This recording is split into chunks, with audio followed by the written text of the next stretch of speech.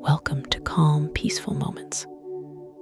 Tonight we begin slowly, gently, without hurry, entering a story that unfolds like a quiet path across open land. A story carried on soft wind, under wide skies, through days that rise and fall in calm rhythm. This is the story of Daniel, and as we listen, we allow our minds to rest, our thoughts to soften, and our breathing to settle into a peaceful pace. We step into a world of kings and kingdoms, of distant lands and shifting empires, where life changes quickly and certainty is often fragile. And yet, in the middle of all this movement, there is a quiet presence, a steady faith, a life anchored not in power, but in trust. This is a story of courage without noise, of faith without fear, of calmness in the midst of great pressure. And as we begin, we do not rush ahead. We simply arrive here in this moment, ready to walk slowly through the life of Daniel, one step at a time, letting the story unfold gently, like evening light fading softly into night. Long ago, in the days when kings ruled vast empires, there was a great city called Jerusalem, the heart of God's people. It was a place filled with prayer, tradition, and hope. But peace did not last forever. One day, a powerful king named Nebuchadnezzar of Babylon came with his army. His kingdom was strong, his soldiers many, and his desire for conquest unstoppable. Jerusalem fell, and many of its people were taken away into exile. Among those captured were young men of noble families, bright, intelligent, and full of potential. One of them was a young man named Daniel. Daniel was not just wise, he was deeply faithful. Even as a teenager, he had chosen in his heart to follow God, no matter where life took him.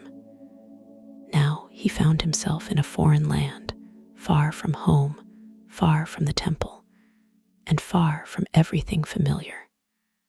Babylon was magnificent, but also intimidating. Tall walls rose like mountains. Golden statues reflected the sun.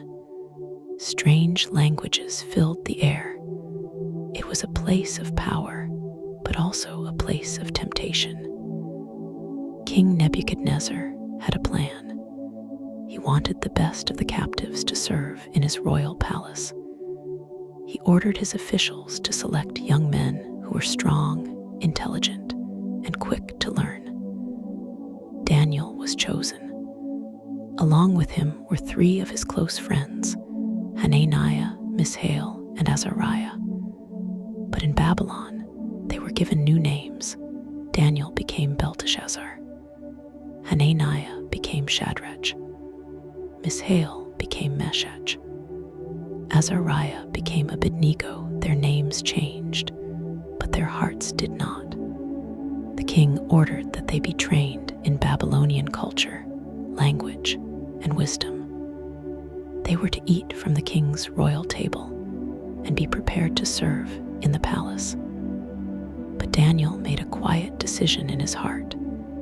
He would not defile himself. The royal food had been offered to idols. It was part of a system that did not honor the God he served. So Daniel went to the official in charge and spoke respectfully. Please allow us to eat only vegetables and drink water for 10 days. Then compare us with the others. The official was nervous. What if you look weaker? The king will punish me. But Daniel remained calm. Test us. And so the agreement was made. For 10 days, Daniel and his friends ate simple food. No royal meats, no wine, just simple meals and faith. When the 10 days were over, something surprising happened. Daniel and his friends looked healthier, stronger, and wiser than all the others who had eaten from the king's table. God had blessed them. From that moment, the officials allowed them to continue their simple diet. As time passed, Daniel and his friends grew in wisdom far beyond the rest. They learned quickly, understood dreams, and carried themselves with humility and discipline. And God gave Daniel a special gift, the ability to understand visions and mysteries. Soon, the day came when their training ended. They were brought before King Nebuchadnezzar himself. The king examined them carefully. He asked them questions. He tested their knowledge. He observed their wisdom, and he was amazed. He found no one in all his kingdom equal to Daniel and his friends, so they were appointed to serve in the royal court. Daniel had gone from a captive boy to a servant in the king's palace. But this was only the beginning, because in Babylon, something strange was about to happen. The king began to have troubling dreams. Dreams that disturbed his spirit. Dreams that no wise man, magician, or advisor could explain. And in the silence of the palace, fear began to grow. One night, King Nebuchadnezzar had a dream so powerful that he woke up in panic. He could not remember all the details clearly, but he knew one thing: it was important. He called all his wise men together. "Tell me the dream," he demanded, "and also its meaning." The wise men looked at each other in shock. "No king has ever asked this," they said. "Tell us the dream, and we will interpret it."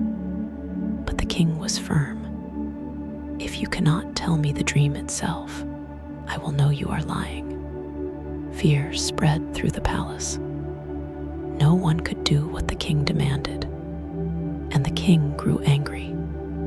He ordered that all wise men in Babylon be executed. This decree included Daniel and his friends. When the guards came to arrest Daniel, he did not panic. Instead, he asked calmly, "Why is the king's decree so urgent?" When he heard the reason, Daniel requested time. Then he went home. He gathered Shadrach, Meshach, and Abednego, and they did something powerful. They prayed. They asked the God of heaven for mercy, for wisdom, and for revelation of the mystery. That night, something incredible happened. God revealed the dream to Daniel in a vision. Daniel praised God in silence, filled with gratitude. The next morning, Daniel went to the king's guard and asked to be brought before Nebuchadnezzar. When he stood before the king, he spoke with humility. "No wise man can reveal this mystery," Daniel said, "but there is a God in heaven who reveals secrets." And then Daniel began to explain. But the full meaning of the king's dream and the rise of Daniel's influence in Babylon will continue in the next part. King Nebuchadnezzar sat on his throne, watching Daniel carefully. The palace was silent. Even the guards stood still, waiting to see what would happen next. Daniel was young, but he stood with calm confidence, not in himself, but in the God he served. He began to speak. "O king, no wise man, magician, or enchanter can explain your dream, but there is a God in heaven who reveals mysteries. He has shown you what will happen in the future." The king leaned forward. Daniel continued, "You saw a great statue in your dream. It was large and dazzling, standing before you with great appearance. Its head was made of gold. Its chest and arms were silver. Its belly and thighs were bronze. Its legs were iron, and its feet were a mixture of iron and clay. The king's eyes widened. That was exactly what he had seen. Daniel had not even been told the dream, but he described it perfectly. A silence filled the room. Daniel continued gently. Then, O king, you saw a stone not carved by human hands striking the statue on its feet. The whole statue collapsed, breaking into pieces like dust. The wind carried it away, and no trace remained. The king's heart raced. And the stone, Daniel said, became a great mountain that filled the whole earth. Daniel paused. This is the meaning, O king. You are the head of gold. Your kingdom is powerful and glorious, given to you by God. But after you, other kingdoms will rise, less glorious, and then weaker, until divided and unstable. He pointed to the vision. And in the end, God himself will establish a kingdom that will never be destroyed. It will crush all other kingdoms, and it will stand forever. The room was completely silent. The king slowly rose from his throne. He looked at Daniel. Then he spoke.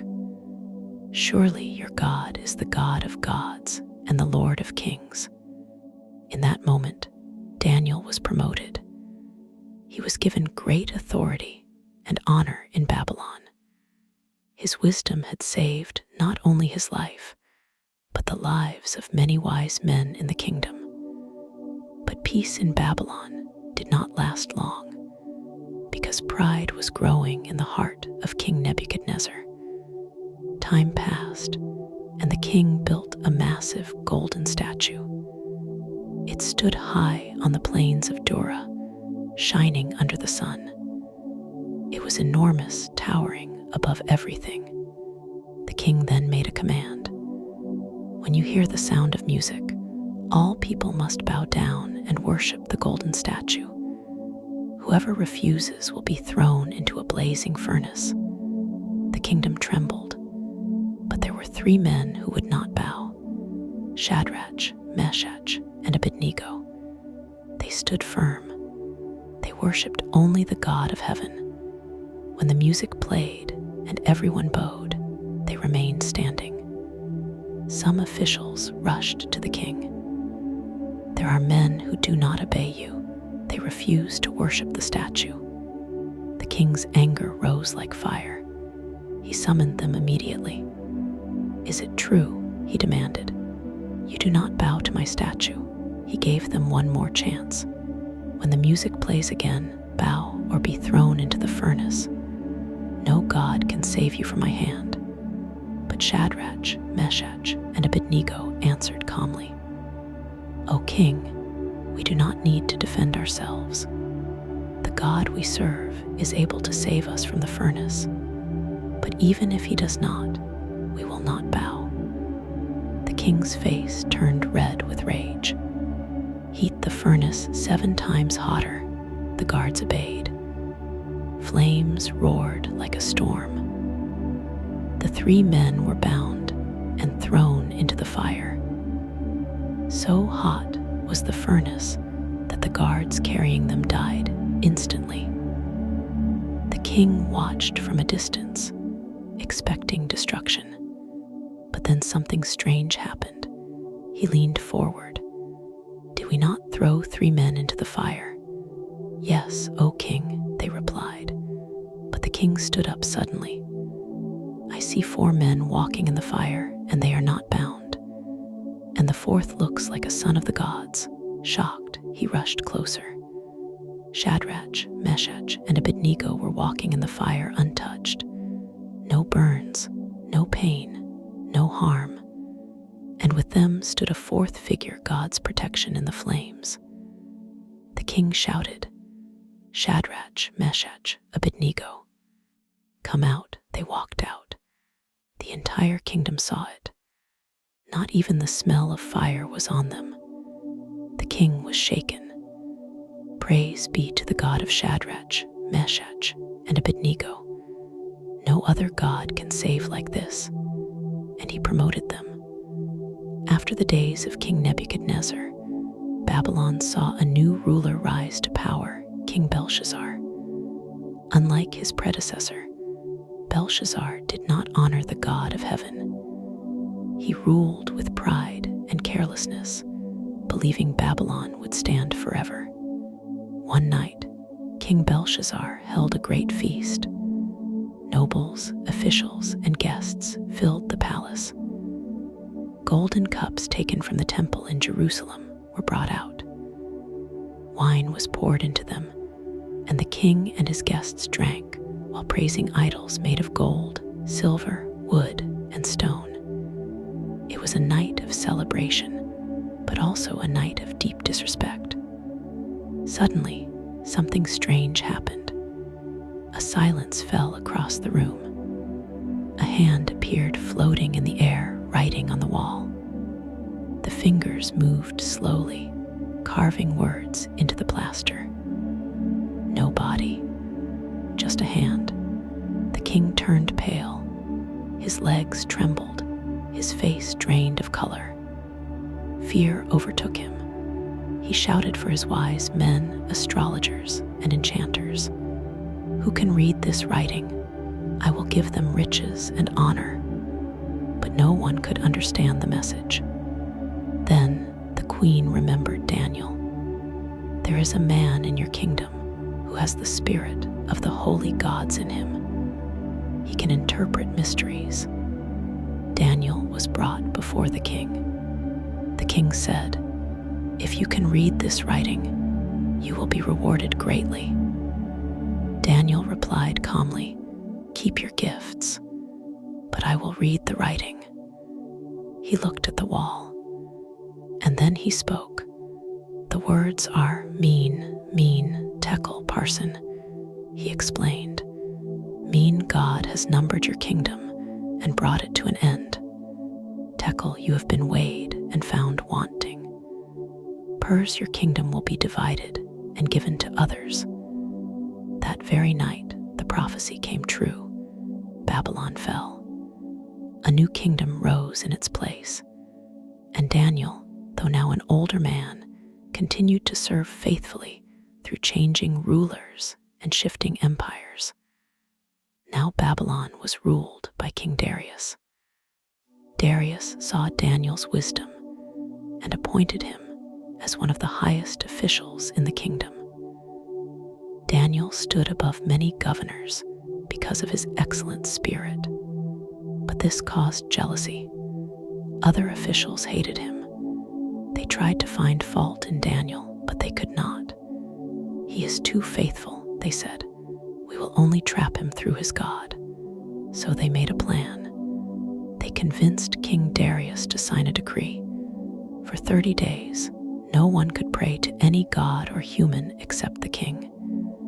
Anyone who disobeyed would be thrown into a den of lions. The king agreed. The law was sealed. When Daniel heard this decree, he did not panic. He went home.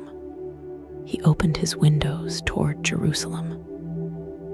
And as he always did 3 times a day, he knelt down and prayed to God. The officials watched. They rushed to the king. "Daniel is breaking your law." The king was distressed. He respected Daniel and tried to save him, but the law could not be changed. As evening fell, Daniel was arrested. The king said sadly, "May your God, whom you serve continually, rescue you." Daniel was taken to a stone-covered pit filled with lions. The stone was sealed. The night was silent, but something powerful was happening in the darkness. The king could not sleep. He fasted. He waited in anxiety. At dawn, he rushed to the den. "Daniel, servant of the living God, has your God saved you?" From inside the pit came a voice. "O king, live forever." The king's heart jumped. Daniel continued, "My God sent his angel and shut the mouths of the lions. They have not harmed me, because I was found innocent before him." The king ordered Daniel to be lifted out. When Daniel emerged, not a single scratch was on him. The lions had not touched him.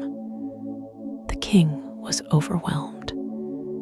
He commanded that Daniel's accusers be thrown into the den instead, and they were overcome before they even reached the bottom. Then King Darius made a decree. People of every nation must fear the God of Daniel, for he is the living God who rescues and saves.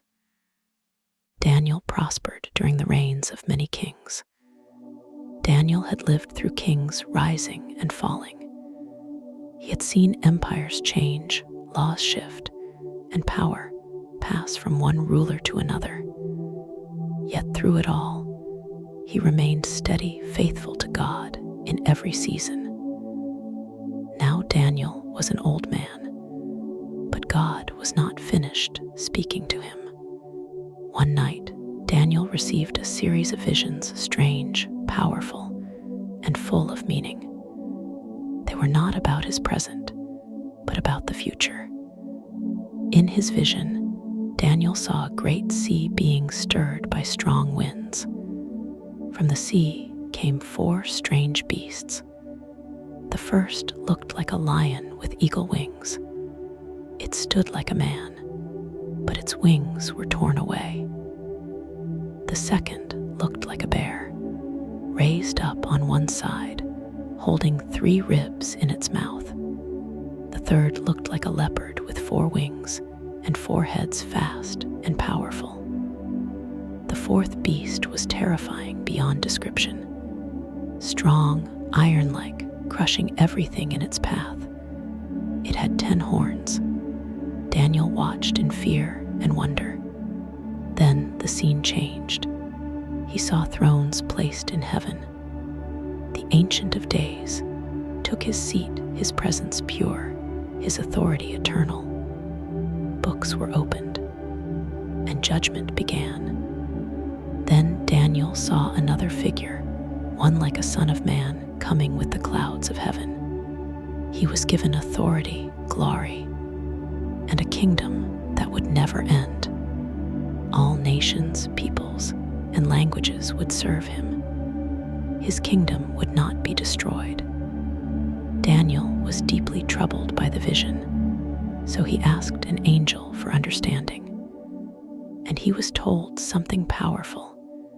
These kingdoms will rise and fall, but the saints of the Most High will receive a kingdom that lasts forever. Daniel realized something important. Earthly kingdoms fade, but God's kingdom remains forever. Daniel also received visions about wars, conflicts, and future events that would unfold across generations. Some would be difficult, some confusing, and some far beyond his understanding. But one message was clear: those who are wise will shine like the brightness of the heavens. Daniel understood that faithfulness to God was not about controlling the future. It was about trusting God in every season, even when life is unclear, even when kingdoms rise and fall, even when circumstances change. God remains the same. Daniel continued to serve in the kingdom with wisdom and humility. He never sought power for himself. He never turned away from prayer. He never stopped trusting God. Even in his old age, he was still known as a man of prayer, a man of integrity, and a man who stood firm when others bowed to pressure. And through his life, kings learned about the true God not through armies, but through faithfulness. Daniel's story is not just about lions, dreams, or kings. It is about faith in unfamiliar places, courage in the face of pressure, integrity when no one is watching, trust in God when everything is uncertain. He proved You do not need a throne to have influence. You only need faithfulness. In a world where kingdoms rise and fall, where power changes hands, and where fear often tries to rule the heart, Daniel's life stands as a quiet reminder. God is in control, and those who trust him will never be forgotten. His kingdom is the one that will never end. As you rest tonight, remember his peace. Remember his protection. Remember his promise. You are safe. You are not alone. And you can rest. Sleep peacefully tonight.